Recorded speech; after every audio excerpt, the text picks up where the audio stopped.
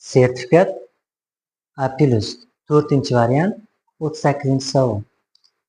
Alisherning bir kunlik iste'mol qilgan ozuqasi tarkibida 700 gramm oqsil, uglevod, lipid bor. Oqsil bilan lipidning massasi teng. Uglevodning massasi esa ularning massasidan 300 gramm ko'p deyapmiz. Demak, oqsil yog' uglevodimiz 700 gramm bo'lsa,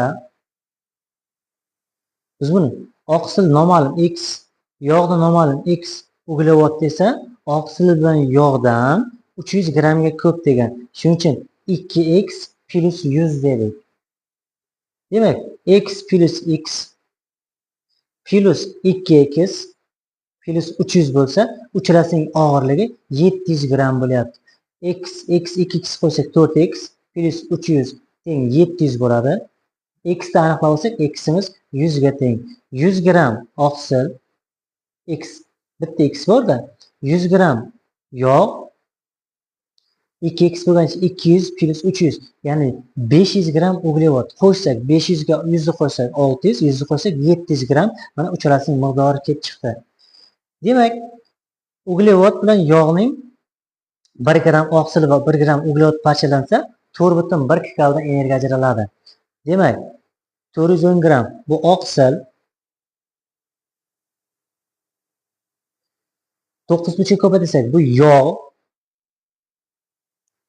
500 ni 4,1 ga ko'paytirsak bu esa uglevoddan ajralgan energiya bo'ladi. Ularning yig'indisi 3390 kikal bo'ladi. O'zi 1 kilogramm massa uchun 1 kikal energiya ajralsa, masala sharti 70 kilogramlik bo'lsa tana massa degan. 70 kilogramm desa 70 kikal energiya ajraladi. Demak, 1 soat, demak 24 soatda 70 ni 24 ga ko'paytirsak 1680 bo'ladi. Bu asosiy moddalar almashinuviga ketadigan energiya bo'ladi.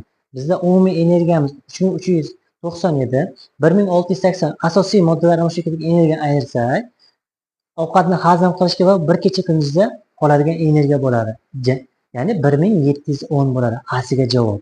B'siga oqsildan ajralgan energiya degan kikalda uglevod miqdoridan qancha ko'p? Uglevod miqdori 500 edi, oqsildan ajralgan energiya 410. 500 dan 410 daysak 90 bo'ladi. B'siga javob 90. Javobni Po'latov Zahirdan tayyorladi.